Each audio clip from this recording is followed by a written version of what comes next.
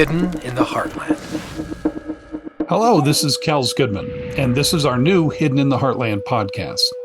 Over the coming weeks and months, my friend Mark Burris and I will be starting up some discussions about the Heartland research. And we're also open to guests in the future. Our ultimate goal is to start up another season of Hidden in the Heartland. You know, you can watch all of the previous Heartland material on this YouTube channel for free. If you like what you see, please subscribe.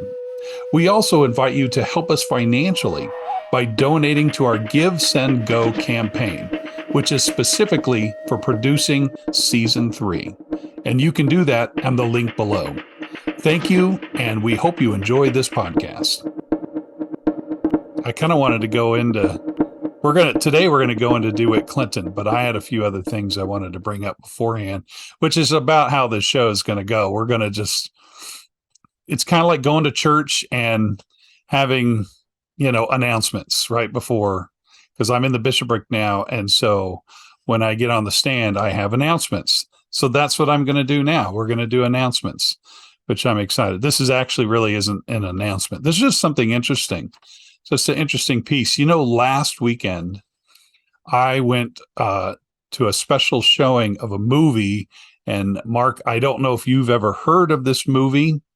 It's a movie made in 1931. And it's and there was no known copy anywhere for many years of this movie. But BYU, and I have a good friend named Ben Harry, who is the new procurer of cool film stuff in the arts, in the library, I should say, in the library department at BYU. He's their curator. And, BYU actually has a lot of great stuff. BYU has all of the notes and papers and things from Cecil B. DeMille, and they have all of the notes and history of Jimmy Stewart and a few other famous people. They have all my stuff there too. So, and I'm famous. So all my movies are every time I make a new film, I send it to Ben and he procures it. So, which means you get to go to the library and look it up and watch it or read the script or see pictures or any kind of stuff that was done from the early movies. This movie, it's called Corianton. Have you heard of this, Mark? You're gonna get a thrill out of this one. So this is really funny. And I heard of this, but I'd never seen it until last Friday night.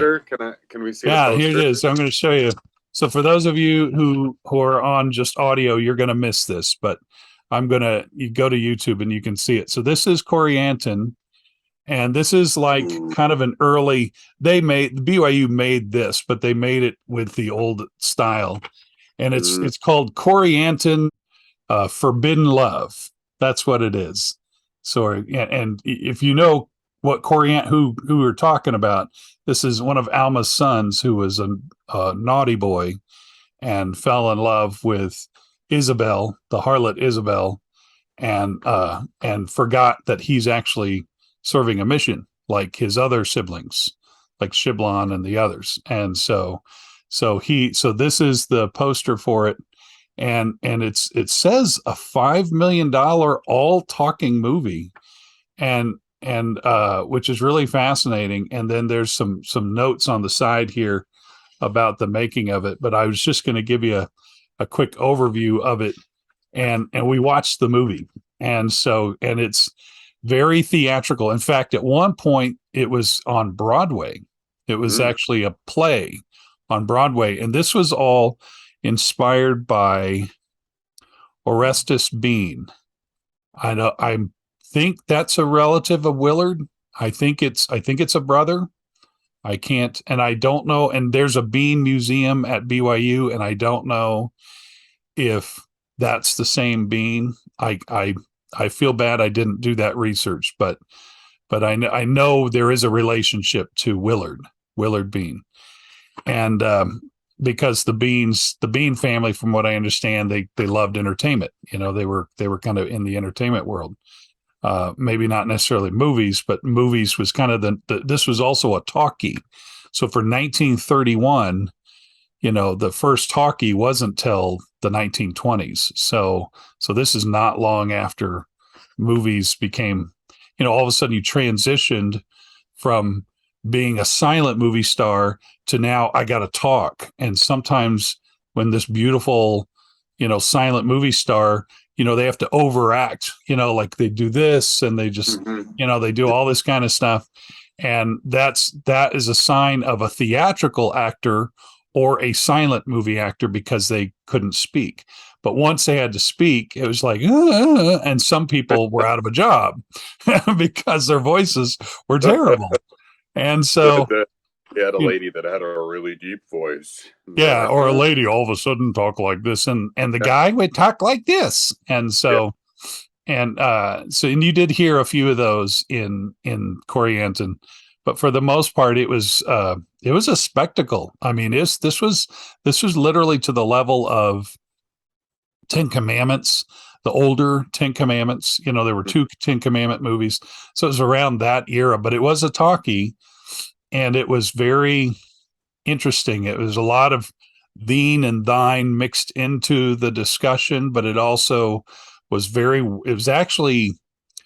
was a very worldly movie. You could tell that there was this sort of trying to, it starts with Corianton and the Corianton being a little jerk and Corianton going on trial and the division of liberty, let Corianton say what he wants to say.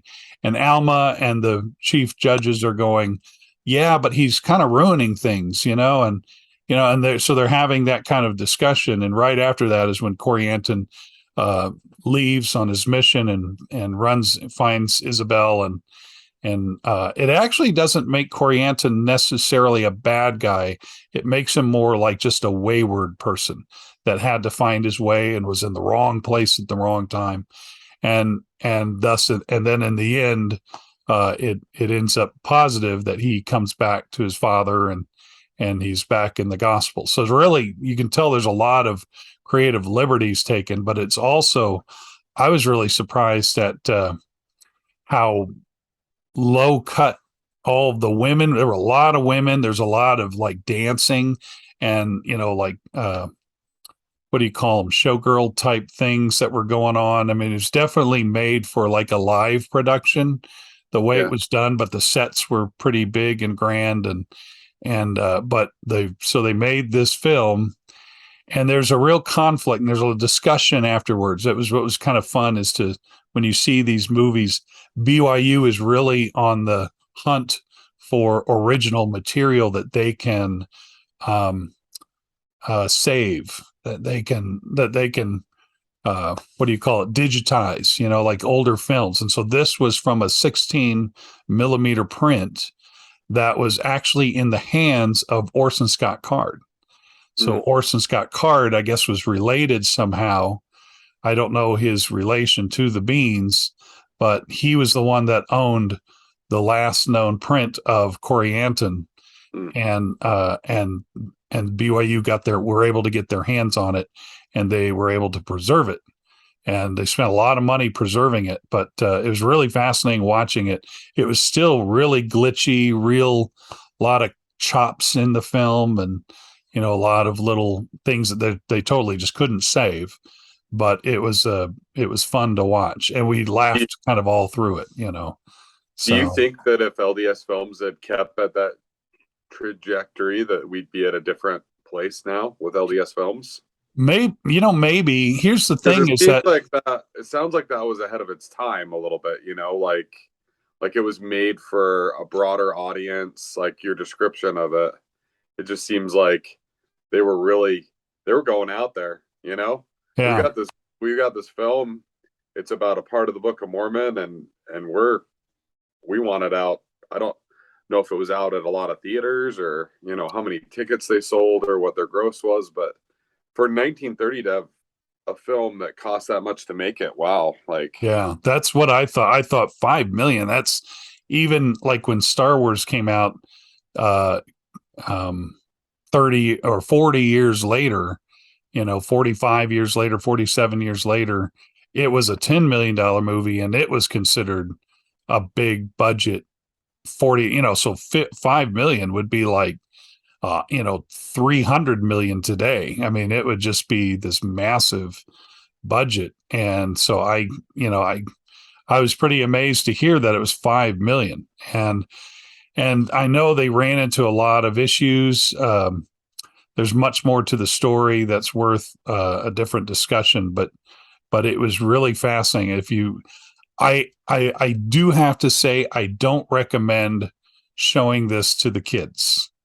Don't on family home evening. I know, sorry, it's Mark's all shucky darns, but it's not something, because Isabel, half the time she's in some dress that is really see-through, and it was just sort of like, ooh, and in fact, it made the audience kind of uncomfortable. But Ben, when he presented the film beforehand, ahead of time, he warned us.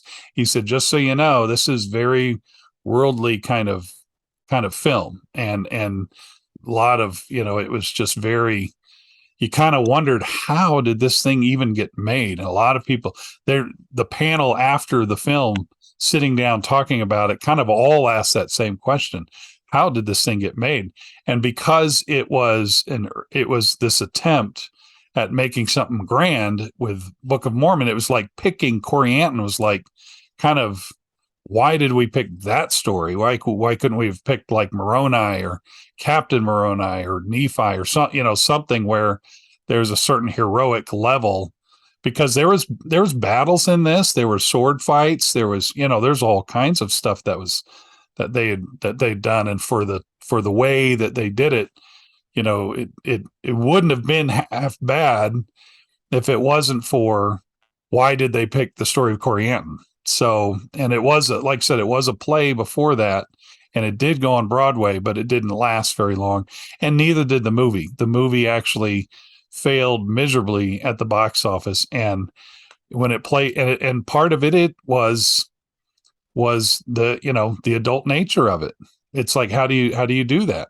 And so when you can't bring the kids, who's going to go, right? And it played in Utah, but as far as a release beyond Utah, it was very minimal. And because the other issue, they ran into two issues with the release of it. One was, it was not necessarily made for kids, so theirs goes half the Mormon population. Two, nobody knew the background. It's not like Joseph of Egypt or Moses or anything, or Ben-Hur. It's a historical figure that the bulk of the United States knows nothing about. And so because of that, people are like, wait, when was this? What time frame? Where? What? It's just, it brought in, and the goal was to get you to ask that question. Yeah. But you're not entertained in the process. And, you need to make a nice trailer for it. That's what I'm going to do. Now that people will know what it's about. That's right. Corianton. Yeah. You need Forbidden love. I can just see it. And then it's just all kinds of, hand on the head. A lot of clothing, but that's right. This is Book of Mormon. Watch it. That's right. It'd be a great Netflix show. So if we just play it as is, and it's and the acting is very over dramatic. Oh, very over. I mean, oh my gosh, it's just, where are we now? Kind of. Oh my goodness. It's a piece of history. And that's the way that they looked at it over at the BYU library. And I respect Ben. I really like Ben. He's a great guy, and he really is trying hard. I'm trying to convince him. He's been taking older church films, and the church made a lot of films in the 50s and the 60s.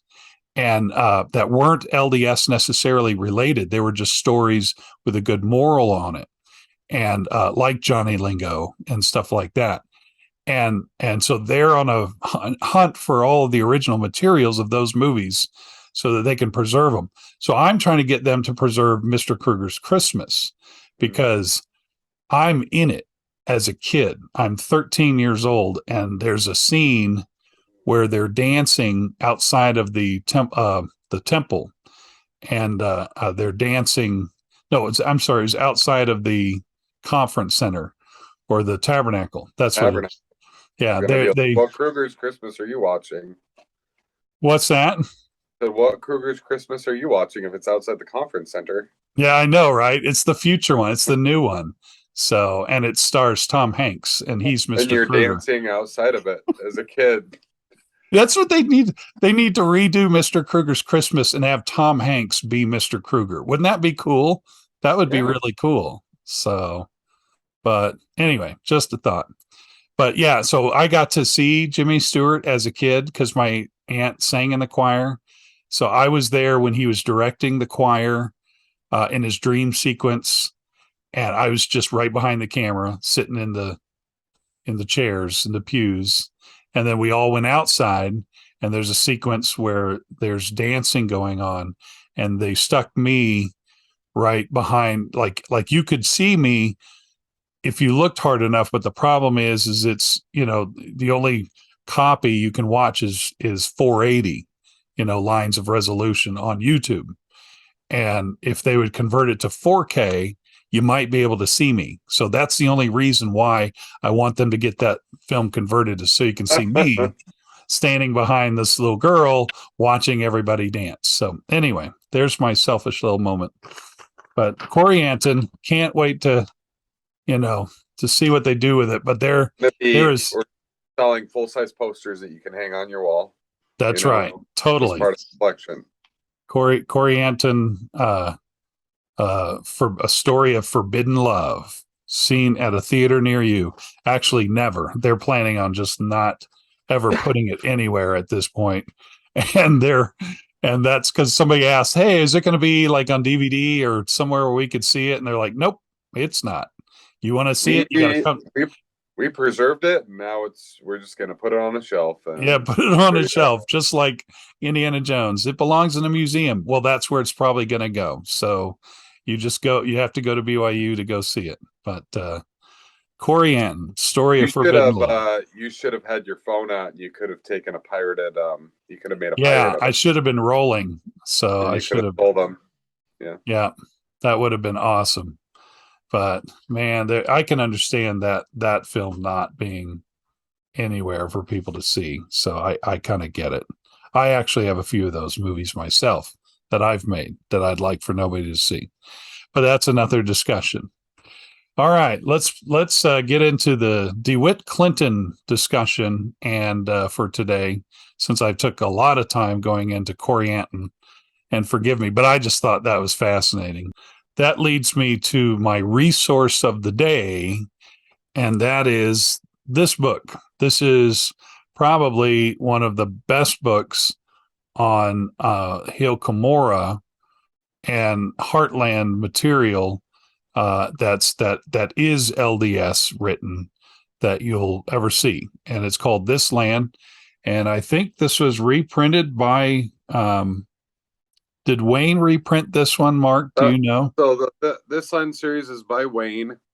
That book includes, is it Rama Cumorah? Yeah. Let's see. That Willard wrote. This is actually, yeah, because this is like two books in one. Yeah. And it's, Willard's, you get a background of who Willard Bean is, and then you go into the Cumorah, because there was that discussion, that discrepancy of here's the second part of the book where it goes into the land of the Iroquois and the land of Cumorah and its people. I think there is another book that's out there that's Rama Cumorah that you can get separately. But this one has, I've marked the heck out of this thing because there's so much material in it. And I'm going to pull from it today in it. But I do highly encourage people to find This Land by Willard Cumorah. Willard Cumorah. Mr. Cumorah. Just kidding. Like Willard Bean. Willard's Cumorah Land is the subheading on it. So, and the This Land series is a good series to start out with. Yeah. If you're looking to read quite a bit of material, I believe he's got like 8 books, but they all deal with different ideas. And one of the reasons why the This Line Books is really good is because number one, it's got the archaeology, it's got the early stuff from DeWitt Clinton, Yeah. early stuff that was found in Western New York and all up until the Mississippi. But number two, it really focuses on the Native American lore that really ties in. So there's a lot of really, really great stuff from the tribes, and it's really, really well documented. It's great, and it's a great place to go to. What I always encourage people to do is when they go into one of these books, make sure you find a second source for whatever it is you're trying to find in here. But this is a great place to go for kind of your start when it comes to talking about Heartland material, and also the Hill Cumorah, because that was, by the time Willard Bean was in New York, working on the Hill Cumorah, he was there for a good 24 years, trying to buy the Hill Cumorah and then buy the other church properties from 100 years before. That's when the real, I guess, conflict started to happen with a second Hill Cumorah, and when that discussion started to happen. And so if you watch Hidden in the Heartland episode 9, you'll see that we kind of dive into that. Mark's actually in that episode, and he needs to watch it one day. He won't watch it because he's on it. And so, but he looks great on it. And it's a great piece to go to for the two Hill Cumorah theory. And so, and the origin of it and the problem with it. And, we here do not recognize a second hill. We do not. There is no evidence of it. Joseph Smith never said anything about it. It is simply a Band-Aid for getting everybody down to Mesoamerica, in my personal opinion. That's me. So, and I'm sure Mark feels the same. But anyway, find this book, This Land, Willard's Cumorah Land by Willard Bean. So that's what you'll want to be looking for. Okay, DeWitt Clinton. What I wanted to do is go into who DeWitt Clinton was and why he's important in the story of the search for ancient artifacts of North America. And there's many of those. In fact, one thing to remember is that there are going to be a lot on this show. We're going to feature a lot of writers and thinkers and historians and explorers and also diffusionists. So there's others that we'll kind of eventually go into. Manasseh ben Israel, who wrote Hope of Israel, very interesting book that we'll eventually cover. James Adair, Esquire, who wrote History of the American Indians in 1774. Henry Schoolcraft was another one, an early geographer, geologist, and he did a lot of native studies. Jacques Cartier from the 16th century, and Samuel D. Champlain. I'm sure I'm butchering the pronunciation of those, but all these explorers, these are just examples. There's a lot more. Even recently, there's Barry Fell, who wrote America BC, and Gloria Farley, who wrote In Plain Sight. These are all great resources that we'll continue to highlight. DeWitt Clinton, anything really to do with New York, when it comes to anciently, DeWitt really brought attention to it. He provided much of the information that we got. So in the background, DeWitt Clinton was he was a United States Senator, and he was the mayor of New York City, and he was also a governor of New York. And this is in the early 1800s, late 1700s, early 1800s, so in very early time frame. He was also responsible for the construction of the Erie Canal, which is really very important. So, Mark, tell us what importance does the Erie Canal have in church history that you're aware of? So there's several things. The Erie Canal, like I actually happen to live right next to the Book of Mormon publication site. No stalkers, okay? But so I'm like coming over. the Erie Canal, the Erie Canal could bring a lot of it drove down the price of transporting goods. Like anything that you could transport, it brought the cost down just exponentially. One of the things that it brought here to Palmyra was a press that could print the Book of Mormon right here in Palmyra, where if that hadn't have happened, the Book of Mormon may have been printed somewhere else. There may have been more errors that had crept into the text. The other thing is that it brought a lot of people from all over to Western New York to settle because they knew they could grow their crops, they could sell their crops, they could sell it down the Erie Canal. When the Saints left the area, that they left via Erie Canal. So to go out to Ohio, that was the way that the Saints traveled when they left the area. So it's pretty important to the church here. For reasons. So they say that Joseph wouldn't have lived near the hill Cumorah if it wasn't for that Erie Canal, because they were all in Vermont, and the Smith family was in Vermont, and they were struggling, and the Erie Canal, like you said, it kind of brought commerce, and it was almost like, when you think about it, the Erie Canal was kind of almost like what the internet would have done for commerce, where it kind of made things a little faster and cheaper, and or like the locomotive or something, where it just allowed things to move quicker. And so it kind of made the Smith family move to Palmyra.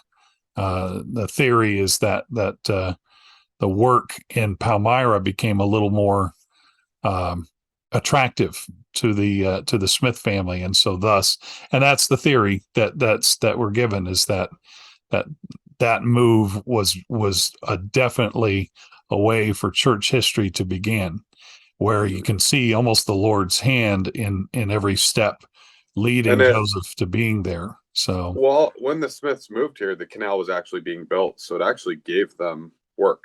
Yeah. So you read in church history, Alvin and Joseph, they worked on the Erie Canal, so they were digging right here in Palmyra.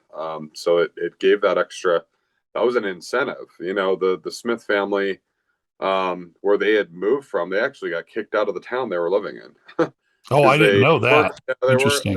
So they had a couple of seasons where they couldn't grow crops, and back then your town council could kick you out if they thought that you were going to be a burden.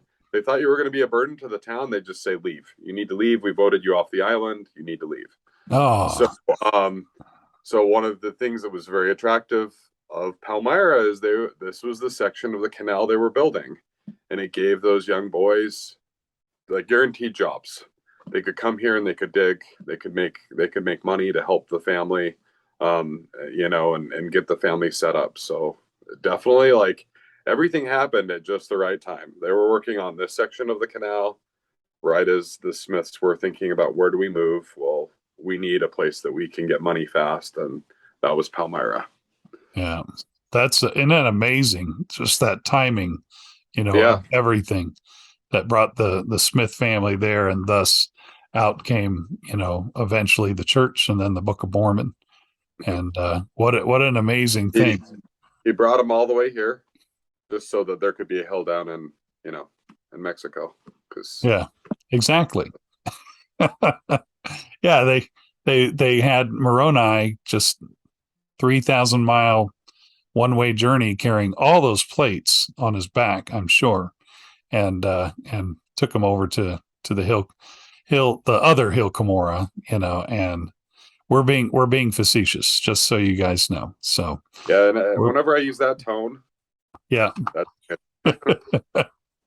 Thanks, Mark. You know it. So that's the humor we love to bring to this show, because we're not a bunch of snobbery people. We don't know everything.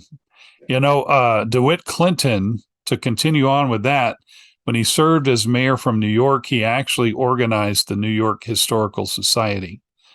And then after that, he was organizing the American Academy of Fine Arts, and he was a regent of the University of the State of New York, and he was a member of the American Antiquarian Society, and he was also elected a fellow of the American Academy of Arts and Sciences. So he definitely had a certain thrill, I guess, if you want to call it that, of antiquarian and art, and then also history. And because of that, he had several quotes that he gave that I wanted to kind of go into about who was here. It's interesting. Super, super busy guy. You Yeah. think of an antiquarian society back then, the country's still very new.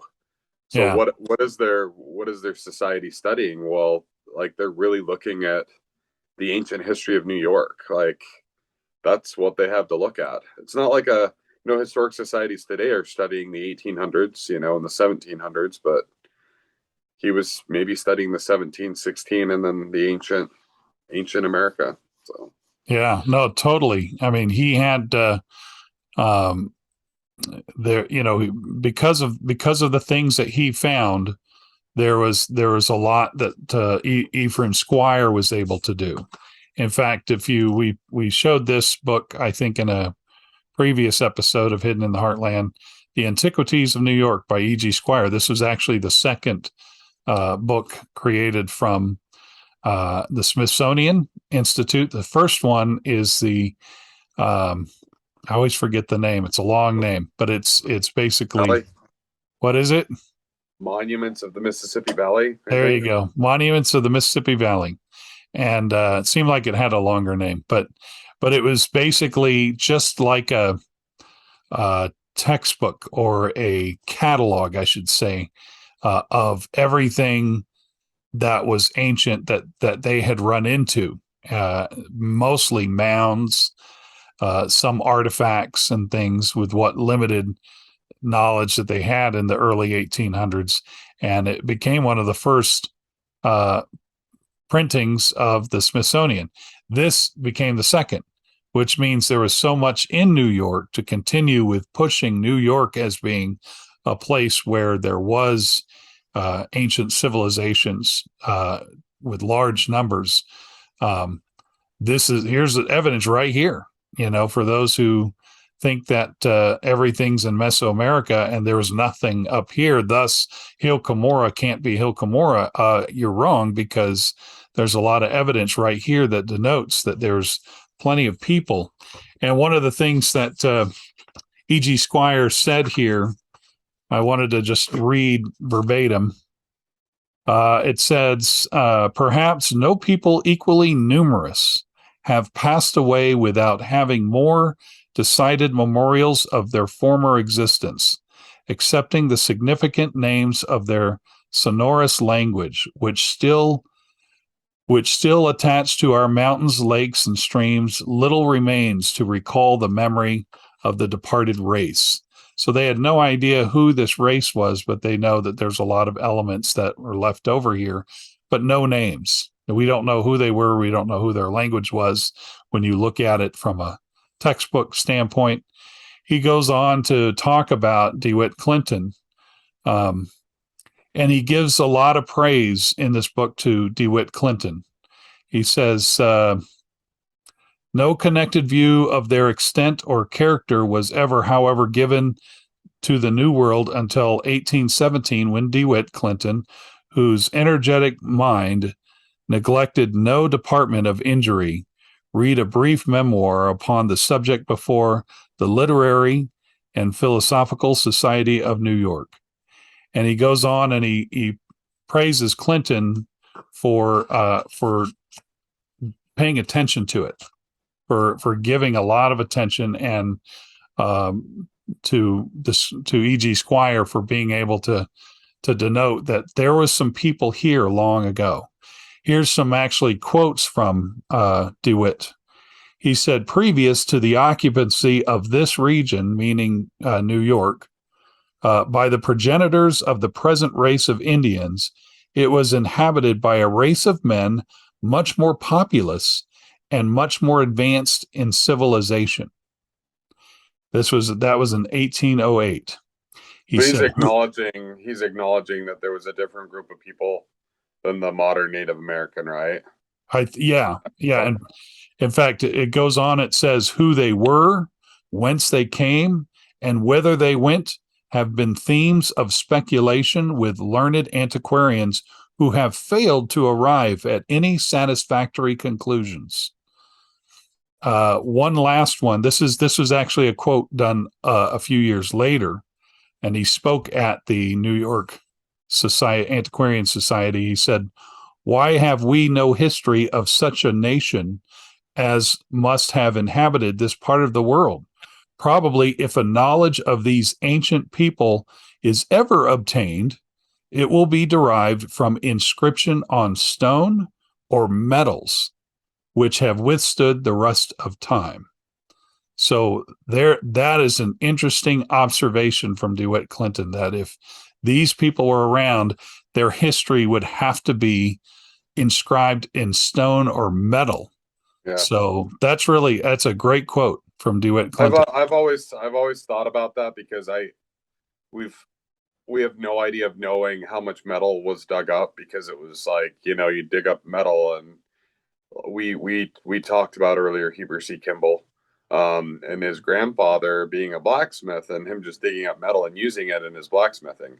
Yeah. So it's just interesting for him to say, he said metal and stone. He didn't say we'll find scrolls, we'll find parchment, we'll find papyri. He's mentioning metal as something that would be something they'd ride on. Yeah. So I'm thinking they pulled a lot of metal up, but it's almost a prophetic, it's almost a prophecy of the plates being pulled out of the ground. Yeah. With the record. So. That's true. That's very good. I think it's really interesting to, the work of DeWitt Clinton is really, I think it's really nice. Of course, he saw it more from a political end, because he was a politician. He was a statesman. And so I'm sure he himself didn't go and dig in the ground. Maybe he did. I have no idea. But I'm sure that with whatever was found, was given a positive sort of attention, which was really needed, and it's refreshing, frankly. And we know of him as a politician, kind of talking about ancient like artifacts and things like that. From what I understood, Thomas Jefferson talked about the Menorah Mound. Oh yeah. As well. So that was something where he was trying to figure out, well, how do I buy the Louisiana Purchase? Well, I'm going to prove to France that this doesn't belong to them, that it belonged to someone, because of this advanced mound. But it's interesting, politicians tend to use what they can to do what they can. Yeah, so they advance what they can. That's right. With the pocketbook and the reasoning, they'll get things done. That's why they get elected, I guess. I don't know. But that's Thomas Jefferson, totally another one who did have a lot of interest in ancient materials with whatever time he was given, between being a politician and any of the other work he's done. But a lot of interest, and it's actually fun to read it from the 1800s. And that's actually kind of a message that you need to be able to read the historical research. Mm-hmm. If you read something from today, it's already going to be watered down. It's already going to be, no information is ever going to be perfect. But if you get that's why, to me, it's always best to get the older, the better. If you can find an older, see, I have a book here. Here it is. This is interesting. View of the Hebrews. View of the Hebrews. Yeah, really fascinating. 1825. And then there's another book that I was looking for that was by Manasseh ben Israel, which is called Hope of Israel, and that was written in 1652. And Yeah. these are all people who claim that the natives were a lost tribe of Israel. Yeah.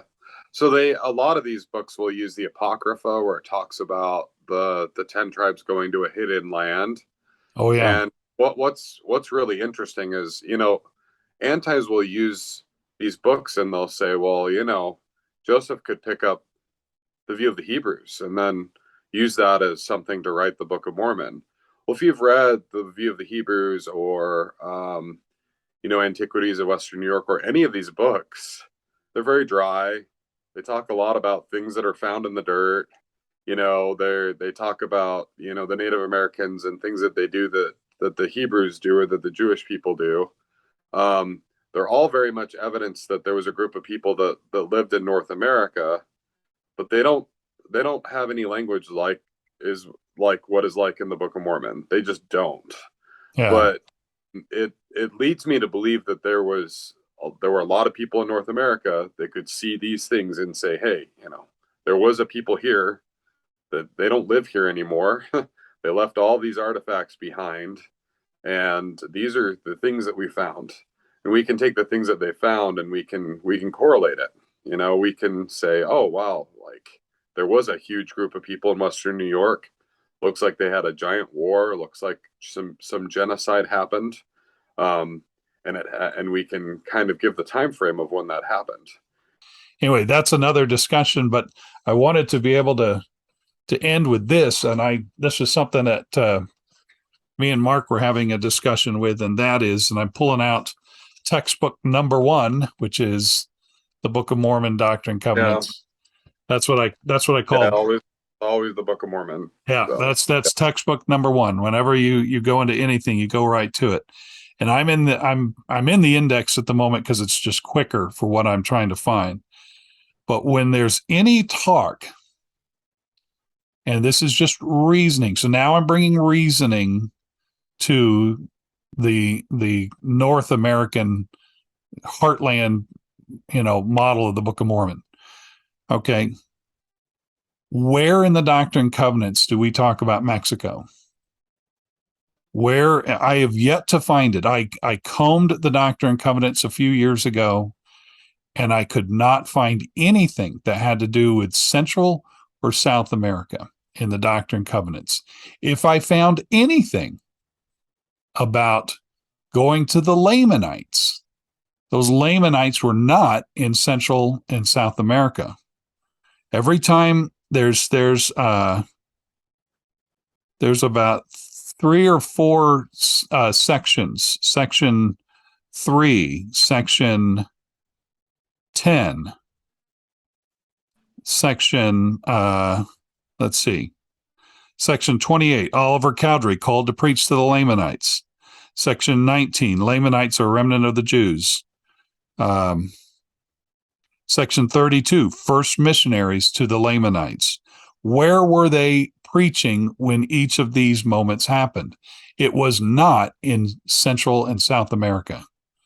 It was in New York, and it was in Missouri, and it was in North America.